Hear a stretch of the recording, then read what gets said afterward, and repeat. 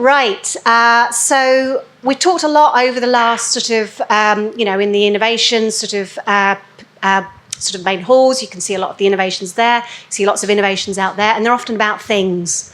What we're talking about here is some innovations in systems, I guess, maybe a good way of describing it.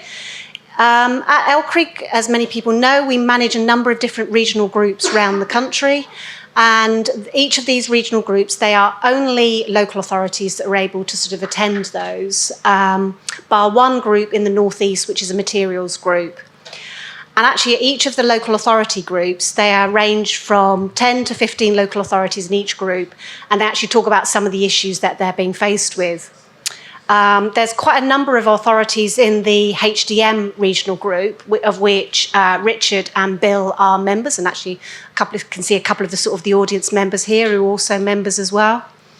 And at the last meeting we had a really long debate about innovation, about how you approach potholes, pothole hierarchy, the sort of interaction with members of the public, the challenges, the political perspective to that and everything else. And Bill and Richard were having quite an interesting sort of debate about that. And actually, I asked these guys to come and do this in front of yourselves. So I'm going to ask them both to start to reform the conversation we had about a month or so ago. And also, please interact as well. I think one of the big things that these guys are doing are real challenges. But let's see, Richard, do you want to make a start on what you guys have been doing at Lincolnshire? I can certainly give that a go. I'm making a start of the billing of a lively conversation. Hopefully it won't get too lively. It was a very, very civilised discussion we had. But it was on Teams, wasn't it? It was on Teams, yes, which is, I guess, reflective of the world that we live in now. So it feels somewhat embarrassing sometimes to call what we're doing innovation, but then when we have these kind of discussions, I think what we realise even in those regional groups is we're all doing things differently still, and we maybe don't realise how differently we all approach certain things. So it's a useful forum today to talk about what we're doing in Lincolnshire, how that compares with what Bill's doing, and then probably how that compares with what everyone else is doing, that from a local authority point of view, or from the private sector, what your clients are maybe doing and asking you to do. So the conversation kind of started around our approach really to, it was all defects, but we'll focus on potholes as it's a good example, and it ties into some of what we've been looking at throughout the event. It's nearly 10 years ago now. I was about to say about 5 years ago, and then I've realised that it was 2015 isn't 5 years ago, is it?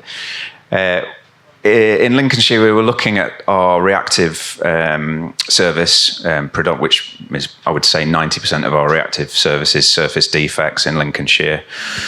We had about 30% of our unclassified network was in need of maintenance in terms of RCI reporting.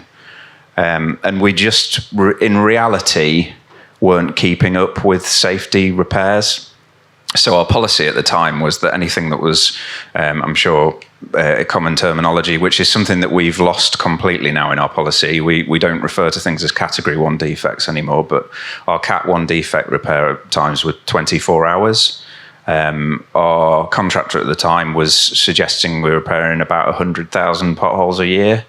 And we absolutely weren't repairing them within 24 hours. The road network was part of the issue. The other part of the issue is it was around the time that we started engaging with online reporting mechanisms. So we've given the public the facility now to let us know about potential safety defects, and the clock starts ticking as soon as we have been made aware, as far as our legal services team are concerned. So there was work across the sector. I know Clive Hall, for example, had done quite a bit of work on defect response times, and just tying to the work on the prevention's better than a cure, the work that Matthew Lugg had done. The sector was looking at it, but I think we were driven a bit more as Lincolnshire to get ahead of that, purely driven by the fact that we weren't meeting our current policy. And when we had that frank conversation with our legal services, we came to the conclusion that actually having a policy that you can meet and are meeting is more defensible than having a policy that sounds really good, but you're never meeting it.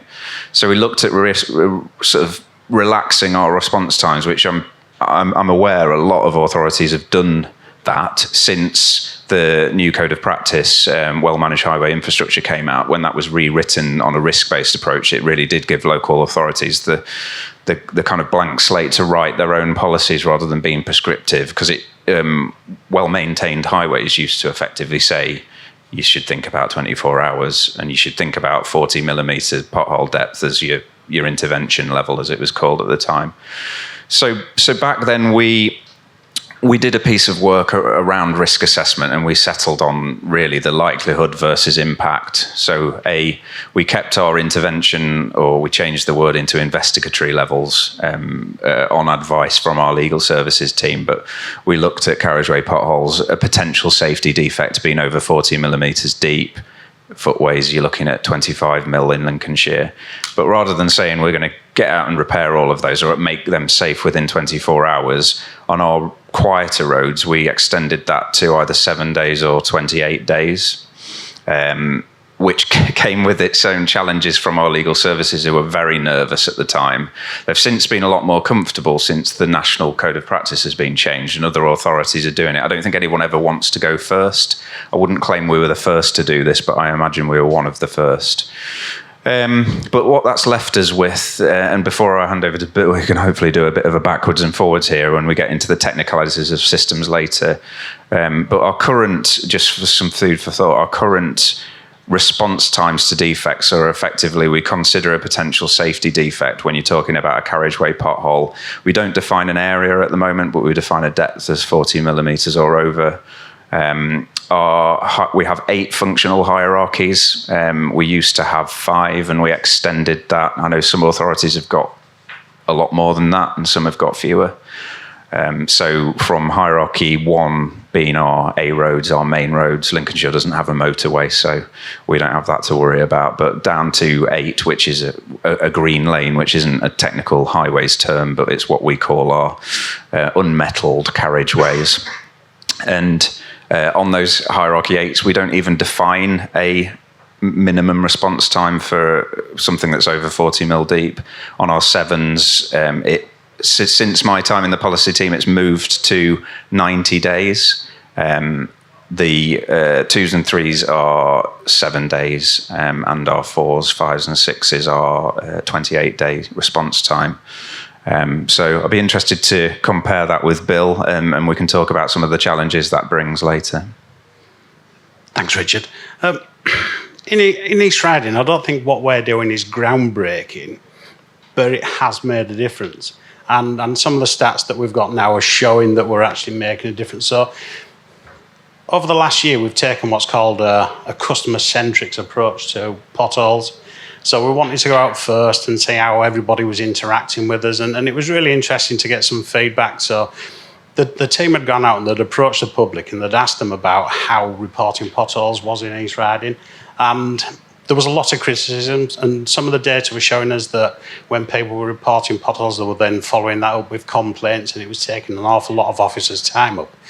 So by taking the customer-centric approach, then what we've ended up doing is redefining what our web page is, redefining how people interact with East Riding Council around reporting potholes. So we changed the web page, we changed all the search engines, because we were publicly criticised by Fix My Street on their website, saying that you can't report Fix My Street through East Riding.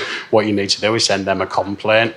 So we spoke to them, we got that taken down off their website, but we changed all the search engines around how people was going to approach with us. We then asked our engineering team to get involved with the development team for the web page as well, and we started looking at around how do people identify where the pothole is. So we started putting maps on there, we started putting pictures on which showed where the potholes were in the driving lane. We showed how that approach was with the car or with a cycle or a motorbike, how that was going to impact on everybody. And at the background of this, it allowed us to build a risk matrix as well. So then it allowed the engineers to understand what kind of priority that would be coming in at. So there's a lot of things around how people were sort of like feeding into us, how the engineering team and now the out of hours team were then reflecting on what was a pothole to what kind of priority we were going to put against it. We also then went and had a meeting with Humberside Police. And what we said was that we wanted to address the out of hours and how people were reporting emergency potholes to us. And we've asked them because that they've got a blue light to get to the pothole rather than an amber light, is then could we put on there, if this is dangerous, if you feel that this is going to be a serious injury, can you then contact Humberside Police on 101 rather than coming to the council? The police would then go out there, and then if they felt that it was necessary for us to go out, they'd call us. And that's an agreement we've got with Humberside Police at the moment. So that's on our website as people are reporting it through. The other thing we did was we started to update all our mapping systems, because we wanted people to be able to report a pothole even if it had already been reported. So what that means is if somebody's reported it, said it's on this street, we can then show it as a pin on that street to say that the pothole's already been reported here. Now, if you want the updates for whether this is going to get repaired, you can still report it as long as they left their email address. So it meant that we're now communicating with an awful lot more people, not just telling them that it's been reported. The same was now around updates on defects that maybe aren't actionable, but they are going to be monitored. They're now getting emails to say that this is going to be monitored. But again, the web page is, or the mapping system is geo-placed, so it means then if we do go back there, then those people or customers would then get an email as well to say it's been addressed. So it's allowed us to think about things a little bit differently. The other thing that we've got currently in the pipeline now is that we're looking at about where we're deciding what type of repair we're going to be undertaking on the classification and network that we've got. So around about whether we're wanting to undertake what we call our preferable repairs, so inlaid repairs for our A roads, where we'd allow different types of repairs to be carried out on our Bs and Cs and Unks. Yeah, that's really interesting. And one of the things that I'm envious of Bill about is the interface that you have with the public. We've done a lot of work on ours. We do interface with Fix My Street in Lincolnshire, which ties into our asset management system. It has its benefits, but it's not as flexible as a bespoke approach, which I know a lot of authorities have bespoke reporting platforms on their website, which maybe allow you to give a bit more detail. How we have configured things is that a public report of any defect will go through to confirm is what we use at the moment in Lincolnshire. Come through as an inquiry, and that is then straight out to our officers, our inspectors out on the ground, who are using the Connect platform, which is the mobile version of the asset management system, and they can raise defects. So to tie that back to that policy piece, because we've got a matrix of what we'd define as a safety defect, and then the response times that we would consider the default for those types of defects on the network, the inspector can check the defect. If it's over a certain intervention level, they can raise the defect for it. And confirm is automatically configured to say that's a 6-day contractual response, which ties into our 7-day policy response, which we defined in our contract in 2020. That then informs the customer there's a job being raised. What it doesn't tell them is how long that's going to take. So as you can imagine, on a road where the 90-day response is in place, actually the biggest challenge we've had so far, touch wood, although there's always the risk that case law will change the way all of us are doing things, is not actually from a defence, Section 58 defence point of view. That has held up on our claims around that sort of best use of resources and addressing the risk profile best. It is just around the public perception piece of how can I report something that's a potential safety defect and you be told it's going to be 3 months, potentially longest, before you'll repair that. Although we are now achieving that policy, whereas previously we weren't achieving the policy of addressing everything in 24 hours.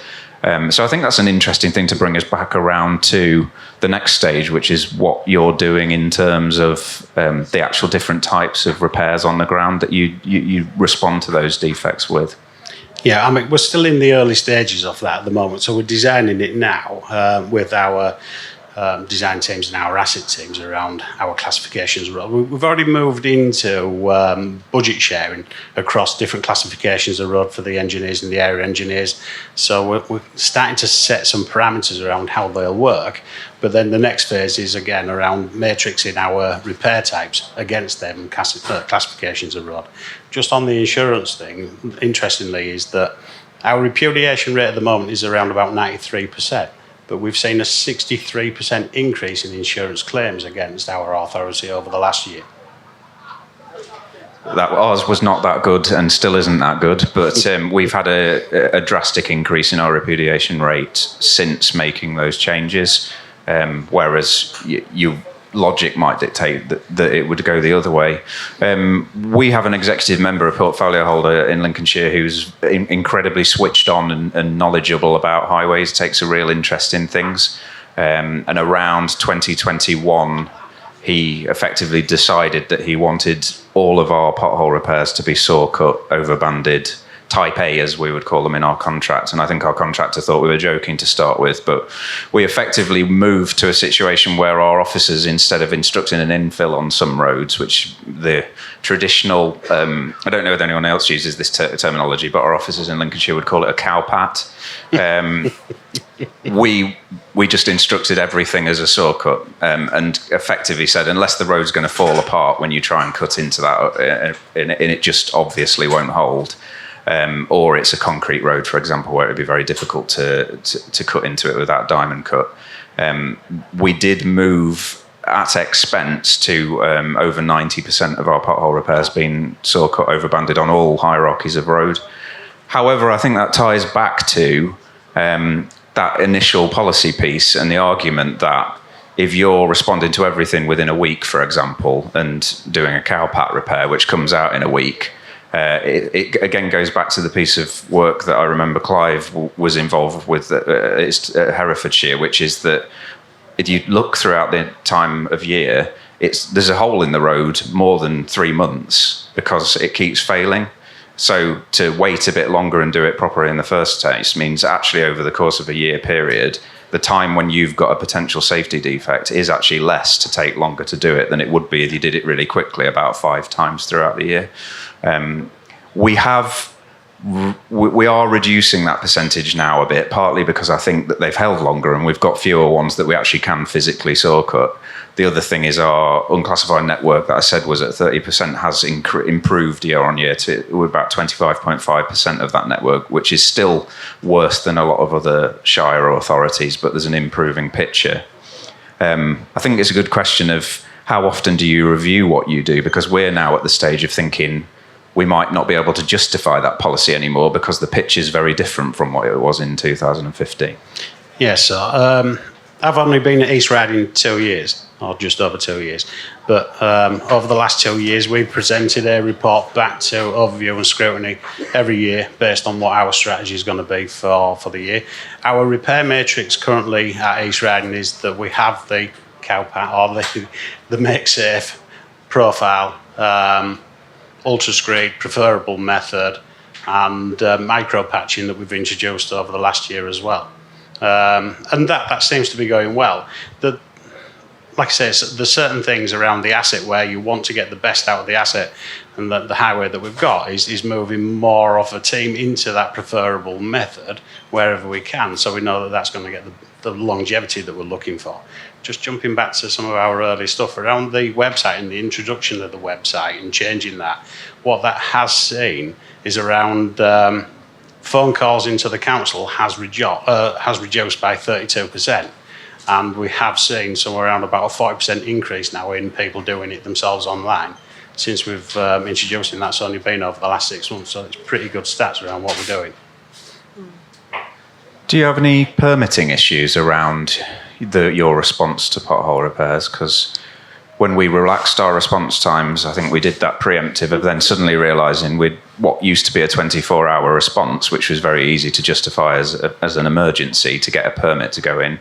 We were saying, oh, it's still an emergency, but we're going to do it within 7 days. So our own permitting team were going, well, if you were closing the road, you need 13 weeks notice on that. So don't know if you experienced anything similar? Yes, pretty much. I mean, permitting teams are permitting teams, aren't they? And they really like to be quite restrictive in terms of the way that we operate. We're doing quite well, actually. I mean, we've introduced a permit officer within our maintenance team. They're working well with the permit service, so it's almost like a unified service working together now. A little bit more harmonious than what we were a year ago. Yeah, they're there to do their job, and it's quite right that the same rules are applied to everyone. So we've had to have quite a lot of discussions to work through that and understand what the impact on the travelling public is. And actually, Richard, you then sort of started to talk about what you guys are doing from a productivity perspective in terms of linking that with your hierarchies. Could you talk a bit more about, I mean, just to give you a demonstration, these are some of the in-depth conversations about, innovation, the way people are approaching things in these different sort of regional groups. So could you talk about that productivity piece? I know, Richard, everyone was pouring all over your sort of graphs and everything else, and perhaps you could just talk about what you guys have been doing in that space. Yeah, I can definitely bore everyone to death with that. I'll try and make what is a very dry subject as exciting as possible. I think I'd be interested to know, Bill, what you're doing from sort of a productivity contract-wise through the actual delivery of works on the ground. But we very much have started embracing within my local highways teams, which are the equivalent of the old style area highways teams, or some people would have teams of highways inspectors. So we have generic highways officers who respond to the public, do Highways Act enforcement, but they also carry out our routine safety inspections. And they're effectively, for most services, the first port of call for any public reports. So we currently get about 60,000 public reports come through a year in Lincolnshire. It works out average around 1,000 a week. We've got 19 highways officers with some assistants. And we just tried to cut through, again, we had this surge of public reporting when online platforms came through, and our members were obviously encouraging everyone to go online and tell us about potholes, which gives us guilty knowledge, so to speak. And we had to look at the resourcing that we had in terms of those officers who were used to maybe getting a few phone calls a day to suddenly having 50 enquiries coming onto their list per day that the clock's ticking on. So we have grown a way of monitoring through use of the asset management system that interfaces with the Fix My Street. On a weekly basis, we look at the number of enquiries that have come through per officer area. We try and spread those across the resource that we've got. We've looked at every inquiry type, and we've tried to, through a mixture of crude time and motion and going out ourselves, to look at the average time it takes to respond to an inquiry, try and figure out how long should it take an average person to deal with that type of inquiry, that number of them. And so on a weekly basis, we use Power BI to output from data flows from Confirm to show each inspector, you had this many inquiries. We set them a target of what we think they need to do to each person of the team. If they hit their target on average each week, then that number of inquiries won't form a backlog. We'll keep on top of it. But we just talk about sort of how much of their time we assume that should take. We look at every inspection that they carry out. I realise when I'm talking, this sounds really brutal, but we do try and engage the teams with this productivity piece, because when I took over as county highways managers, one of the common things our officers were saying, our client officers were saying, is there's always more to do. I'm never actually achieving anything. There's always more roads that are falling apart. There's always unhappy customers. No one thanks you. So a big driving force was to be able to say, if you can, this is what we think you should be able to do. And if you can do that each week, you've done a really good job. You can go home satisfied with what you've done. You can't physically do any more. So we look at those and we just compare that against the hours worked. And effectively, we get an efficiency percentage for our officers that drives that confidence from our members in the value for money that they're getting. It means that no one's in the dark about where they are, where they're performing, and what more they could be doing. Crucially, we've got some people that we genuinely think are overperforming. So while some people are faster than others at things, we've got people where we're looking week on week, we're going, well, I don't think I could do that much in a week. So you're probably going to be on burnout there. And just to finish on where we're thinking of taking this at the moment, and it might be a long way away in local government, but we are conscious around the national and international picture around mental health at work, the work-life balance, it's probably quite topical. I think Keir Starmer's said something about it that's upset quite a few people this week, but we would like to be in a position where we're focused on productivity rather than just being in an office at 9 o'clock and leaving the office at 5 o'clock. And whether actually we could do some experiments with setting ambitious targets and saying if you can achieve those targets in 4 days rather than 5 days, we've actually increased our productivity whilst giving people more flexibility about the way that they work. So I don't know whether anyone else is doing similar things, but I'm really interested to talk to people that might be doing that kind of thing. And then off the back of that, once it's out of our highways inspectors' hands, it goes into a contractual management and KPI world of meeting those response times that we define. I'd be interested to hear what your contractual KPIs for those repairs you do are and where you're performing on that at the moment. Yeah, well, I mean, if we look at East Riding, there's an awful lot of data that we've been capturing over the last year.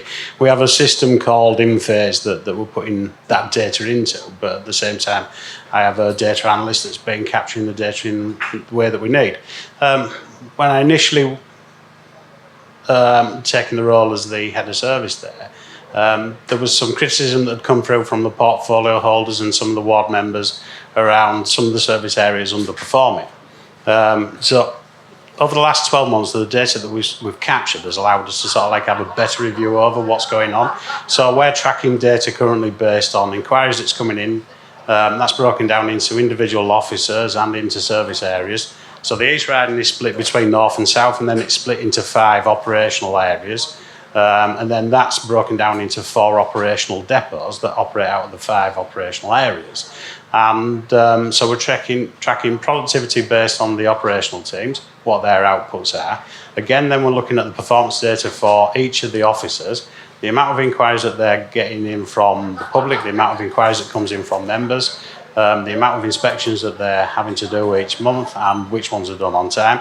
We're also tracking across our environmental teams from fly tipping, abandoned vehicles, overgrown vegetation, and all this then is shared every month with all of our operational teams. So we're looking at performance data, and what we showed was that the teams that were operating out of the north, they were taking on 60% of the volume, yet they were actually 3 staff less than what was in the south. So it's allowed us now to have a look at a whole service review and then redistribute where that workload is. In terms of sort of like performance from the depots, we know that when we're setting up the operational teams for the year, that we set a productivity target for them. So we set a productivity target around about 71%. We then track against them depots, and that's based on their inputting through timesheets and things like that, and where their expenditure codes are, is that we're getting that 71% back. And then we also track against our expenditure as well as our income that's coming in. It's fascinating, isn't it, when you start... I used to joke with some of my senior managers that... my interest in moving to that style of working was actually driven by what the private sector's doing. I'd seen contractors that were with their workforce at the start of the day going through, here's how many defects you repaired yesterday, gang 1, gang 2, you didn't quite do that, almost setting them the challenge, a bit of competitive nature. But it's interesting you mentioned the data analyst, data insight officer. I think it's something as an industry, well, certainly as a local authorities, we need to start looking at those skills more. I know I've been staying up late at night watching YouTube videos of Power BI, Excel, teaching myself Excel, how to try and write SQL code. Certainly shouldn't be me that's doing it, but we've started to think we need those people in all of our teams because it's an engineering sector, but there's a drive towards the power that actually does give you is it's really surprising. But I used to say you'll get the data and it will show you how much, who's achieving their targets, how people are responding to inquiries, what types of inquiries they're doing first. That assumed efficiency percentage, and there'll never be any surprises in there. And you can create that data on a weekly basis, and you can almost see the personality in the data. It generally, those hard numbers reflect exactly what you'd probably expect, knowing the person and the way that they work. So it doesn't really lie. It's just, and depending on how accurate you get it, it's always a good benchmark between people, because if it's wrong for one person, it's wrong for the person next to them. We've started, interestingly, doing a similar thing through the tasks that we issue for capital works as well, understanding the time that it takes to get through different stages of a job process. and I've used it recently with our corporate team and with our members to go back and say, you want us to deliver all this extra work. In the past, people used to go, we're too busy, we can't do it. We need more staff, or we can't do it. And it just sounded like you were moaning a bit. But if you present it in a way that says, here's all this detail, this is what we've done, absolutely open and transparent with it, so you can challenge how long you think it takes to respond to an enforcement inquiry. You can go out with an officer and see if you want, but this is where it all sits. We think that we're at around 90 to 100% at the moment. So if we're asked to carry out more, if the numbers coming in are larger, we're going to need this number of full-time equivalents to do it. And there's no one's been able to argue with that so far. So you can then present that option of either we do need to look at some extra staff, or we do need to choose what's going to drop out the bottom. Interesting. What I've done with our portfolio holder and our ward members was that I presented to them the information. So what I could show them was the number of inquiries coming in for each of the officers and the number of inquiries that they were submitting, and shamed one or two of them as well in terms of sort of like trying to break the service. But they totally got it from the moment that we'd had that discussion, that we presented them with information, showed the particular officers that we were taken into sort of like a breaking state, is that they could see it a little bit differently, and that's allowed us to work with them. And that again is helping us drive that reporting one system. So the other thing that we're going to create now is a one front door sort of like policy for the members, so the way that they're interacting with our service, which then again is driving it through the digital process. Yeah, I know Power BI is not something that's new at all, but I'm surprised within my own authority by how many people are terrified of it and will say, "Oh, I'm old." A number of times people say they're old school as if it's something to wear as a badge of honour, and I fully appreciate that there's certain things that we shouldn't just do things because we shouldn't use technology because it's there just for the sake of it, but you can miss opportunities, and it's a chance to learn from each other. But can we have a show of hands for how many people are actually using how many systems people are like using Power BI? So it's quite a few. It's more representative than my own authority internally, and we're having to force it on people. But we're able to share that with our members as well, because all of our asset management data, all those jobs, all those inquiries are within our asset management system. Power BI is just a way of presenting that information externally, so we can set up data flows that refresh nightly, and by electoral division we can say, councillor so-and-so, this is how many jobs have been fixed in the last week, or you want to see the last month, I'll just move this slider to the last month. Here's the inquiries you're getting, here's how many are outstanding, this is the types of inquiries that you're getting, these are the schemes you're getting over the next 3 years.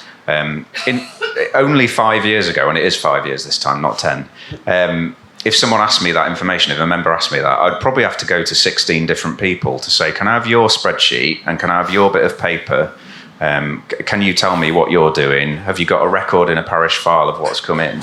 And it'd take hours and hours of time, whereas now it is literally 5 minutes and they've got the information they want. So I'm self-taught on it. There's people out there a lot cleverer than I am, but I would suggest go and have a look at what everyone across the sector is doing with all of the systems that are available through Microsoft platforms and wider. And I think that's the other thing that we find from these groups is we're talking about innovation here, but there's also about innovation of different sort of systems that people are using day to day. And I think one thing I want to say, just as we start to sort of wrap up, is just how much in this one group alone, how often we talk about the sort of the detail of what each sort of local authority is going through, and then asking a million different questions. You know, nobody's sitting up here and saying, well, we do it better than anybody else. But actually, unless you have a conversation about what's happening or who's doing what where, then how are we ever going to innovate as a sector, not just on products, but also on how we work with our elected members, how we work with our communities, how we work with productivity. Productivity is quite a scary word, as we know. I mean, on the calls we've had, there's been some sort of some participants who, you know, they can't talk about the word productivity because it has such negative connotations. But we really do try and get into that sort of what are you doing where, don't we? So in the last sort of summing up, what are the sort of the things that, certainly from that original conversation we had, that you guys ended up then going away and then re-looking at your own systems? I suppose the thing for me is every time we have a conversation in HDMG, is that it sparks something where you're thinking, actually, I could do that a little bit different now if I just have a look at that. And for anybody that wants to join the HDMG, as long as you're sort of like suitable, then feel free to shout up. But yeah, there's a lot of benefits from it, from speaking to different authorities. It's either that or even sharing the problem on HDMG. That's the thing, is knowing that somebody else is going through the same pain as what you are. It's occasionally a bit like a self-help group, It is, yeah, it is, yeah. But yeah, Richard. Yeah, I mean, taken away from the discussion we've had with Bill, I've prodded our sort of central client team on can we report back out what we're doing better to the public. I'd love to get to a stage. I realise we're behind in Lincolnshire in that phase where we can say, yes, we've got a job issued for this work, and you can expect it to be done within 3 months. That might cause some ire, but it's better to be upfront with people about what to expect than them just have no idea. And I think eventually I'd like to get to the sort of the Amazon's, other providers are available, but that Amazon model of people being told exactly when they're going to get that repair happening, so they can know that it's going to be on their street on that day. And then just that thought process, hearing what everyone else is doing and that we're not exactly aligned around saying, are we now in a world where we can review and think about that 90-day response? Should that be shorter again? Can we bring it in? We don't always have to go away from where we were. It's changing all the time. Brilliant. So we're just going to take a couple of questions, but I do encourage you guys to have a chat with these guys, chat amongst yourselves. And again, think about these sorts of things that you can do and work with LCRIG or with other local authorities who, of course, are here today. So do we have any questions? Oh, we have. Can I borrow your phone?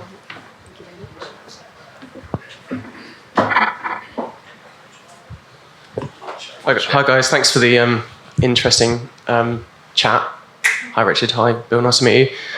It's interesting that first thing you said, Richard, are in terms of having that conversation across multiple authorities really does make you realise that everyone's doing the same thing differently, and there's a few in the room that I have regular conversations with, and it's very the same, but it's in a different region of the country, and I think we do need to do more as an industry to try and standardise certain approaches. We're all trying to solve the same problem in a different way, going through the same pain, we're all at a different level, and we can probably all collectively move ourselves forward a little bit better that way.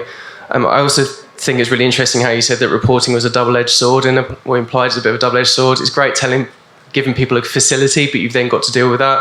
I just wondered if you considered doing maybe some more desk-based triage, so enabling the public to tell you maybe emergency issues or things that got worse, and including imagery. So you're avoiding those sites and those site visits in some instances where it's good enough, or potentially utilising if you've got inspector-based imagery, if you're using any product out there to do that, because that definitely has saved us a lot of officer time and importantly also improved our response times, which then circles back round to leading to less inquiries being raised.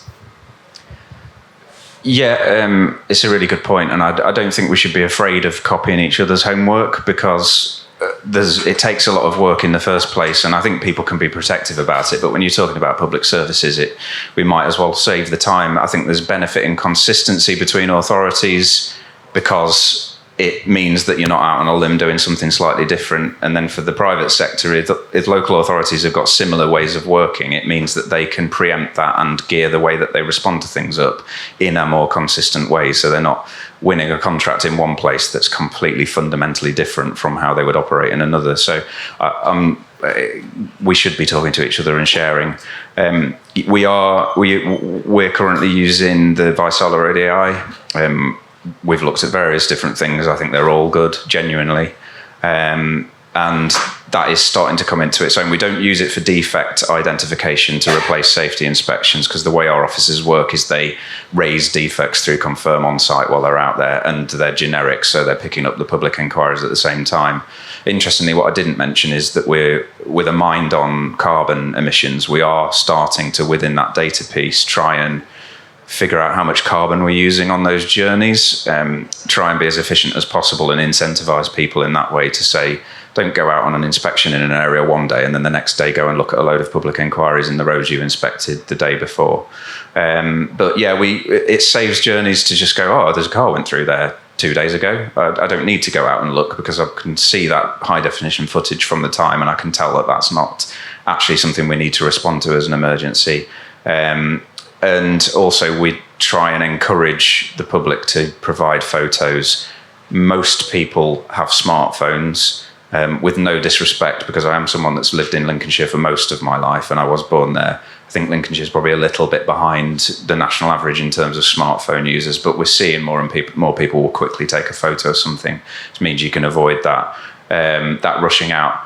Just before I hand over to Bill, we're now looking at, again, inspired by seeing how some of the private sector works, having a central hub to take on all those thousands of inquiries, check all the information we've got available, and then distribute them out to the officer that's closest to them at the time. So rather than having those traditional, that's my patch, I just deal with that. Say, you're there, can you pick that up? It'll save time, get a quicker response, save wasted journeys, cost or efficiency, that kind of thing. What I would say is that our online reporting system is linked to our Confirm system as well. So they do get automatic reports from our either operational teams or from our engineers. There is a series of questions that do ask the customers as they're reporting as well around the speed of the road, the classification of the road, types like that that just help us drive our own sort of like response time as we're looking at it. In terms of the highway network, we inspect ours through Visala as well. It's in all of our engineers' vehicles. So there's a number of things that we are doing that helps us think about how we respond. Hi, I'm Richard. Hi, Bill. It's not so much a question, it's more of a comment.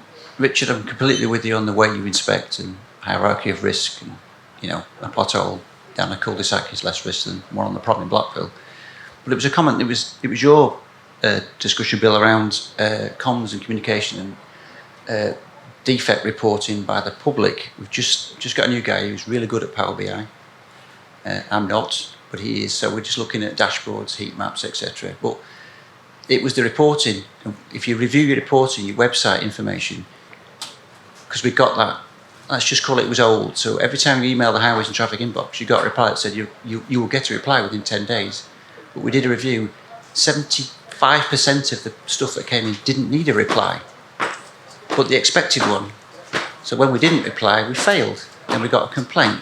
So the whole thing spiraled around into this huge bulk of, and we just couldn't keep up with it. So it doesn't tell you you'll get a reply now. It says, if you're trying to report a pothole, go to the website here, click this link. I haven't got the stats because I didn't think I'd need them, but that's dropped the inquiries right off. It's pushed it all into the system, but at least they're logged, managed, and we can address them like that. Also, what we found interesting was how many of those reports were valid. So Joe Public says there's a huge pothole outside my house. I've lost my car in it. The inspector goes and there's a bit of wearing course has come off. So it was worth looking at that. So we've updated the information that's on the website to inform them about why we would intervene and what we consider needs doing versus what's wear and tear. That's helped a lot. So I can't stress that's such a good piece of work that you're doing. It takes a bit of time for it to get a bit of traction, and your website stuff will go up, ours has, but it's much easier to deal with. And the stuff you've just talked about the inspectors being responsible and not handing stuff off to somebody else, we've tried to do a bit of piece of work, because that again leads to it repeating, elongating, get the complaints. But the best success we've had was simply by that auto reply from the highways and traffic inbox that said you'll get a reply in 10 days, and 70 to 75% didn't need it. So we were setting ourselves up to fail. It's really interested in what you're doing, actually. No, thanks. Yeah, I mean, it's been well received up to now. So we're getting really good feedback from our customers, and the customer-centric team said that they're going to monitor this over the next 12 months. So, because we've got an awful lot of services that we want to push this out to. So if the potholes or reporting potholes remains a success that it is, then we're going to push it out to our fly tipping, to our abandoned vehicles, to our overgrown vegetation, to street lighting, to gully maintenance, to everything else. So yeah, we're learning as we go through it, but getting the public in, having that conversation with them, finding out what was really driving them, what was upsetting them, and now that they are getting the responses, and it was some of them where we're going back and we're saying that we're going to monitor this, but we're not going to repair it at this stage. It's just actually getting that response was enough. Now, they could re-report it at a later date if they felt that it had got worse, and then we'll explain that to them as well. And a lot of this goes through automated responses that we'd spent down an awful lot of time of just working out how we're going to word this that gets it right. That was fed back to the public. The public were happy with them as a response, and that's how we're working now. Yeah, we found it's slightly more work for a member of the public to jump onto a web page, fill the web form in, because it's valid, than it was writing a very short email, which then triggers that cycle of you inspecting it and responding. So it actually dropped the numbers down. I'm not saying make it deliberately difficult, but it was just appropriate for what we needed to know.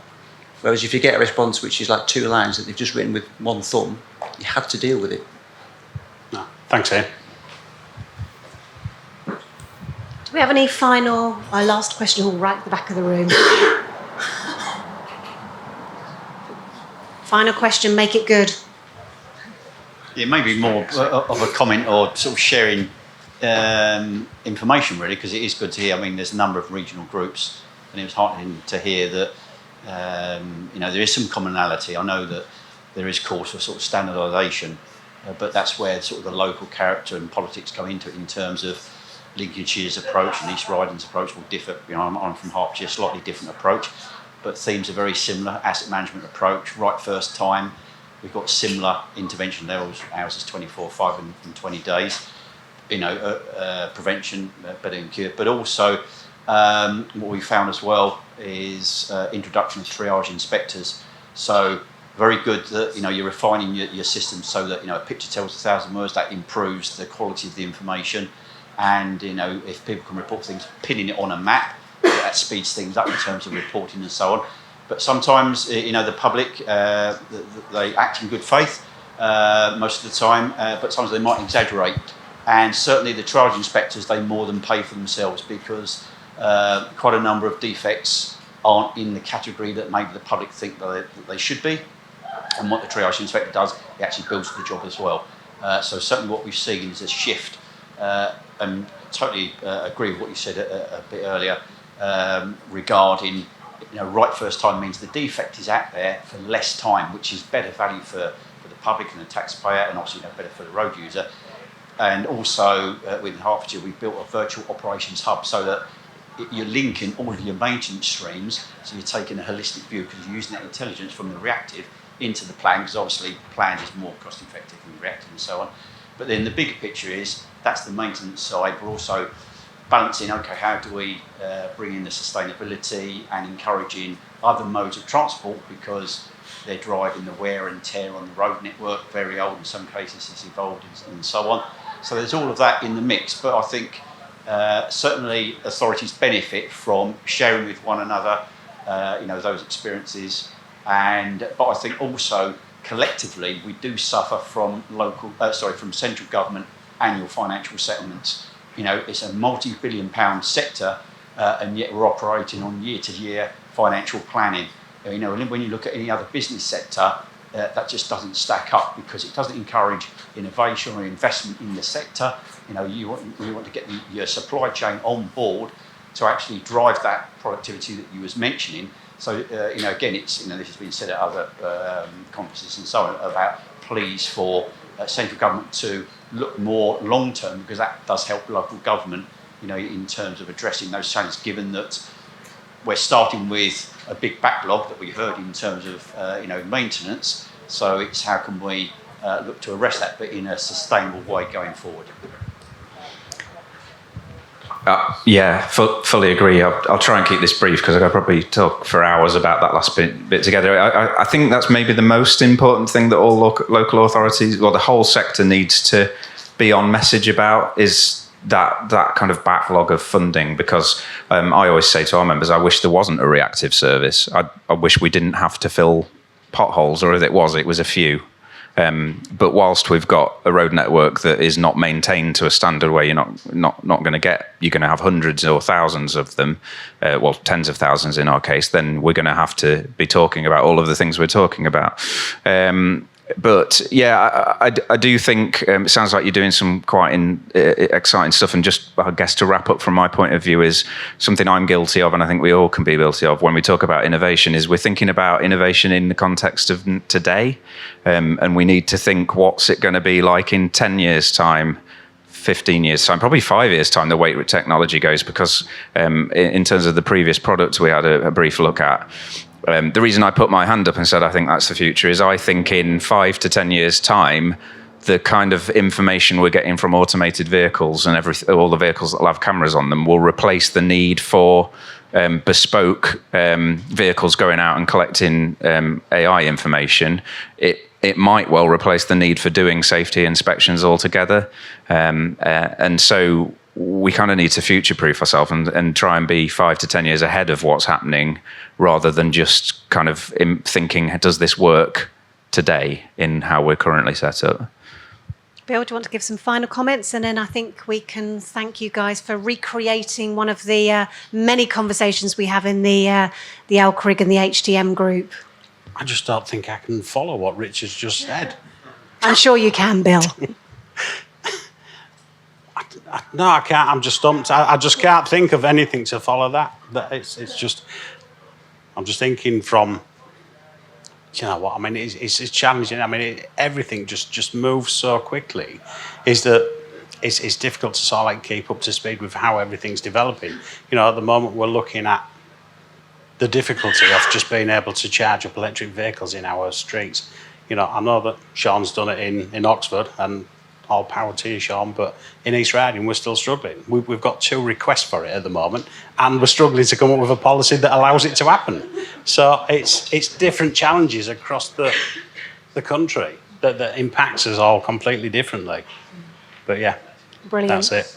Thank you very, very much, guys. Thank you so much for recreating that conversation. Please, can you give a big, warm thank you to our colleagues?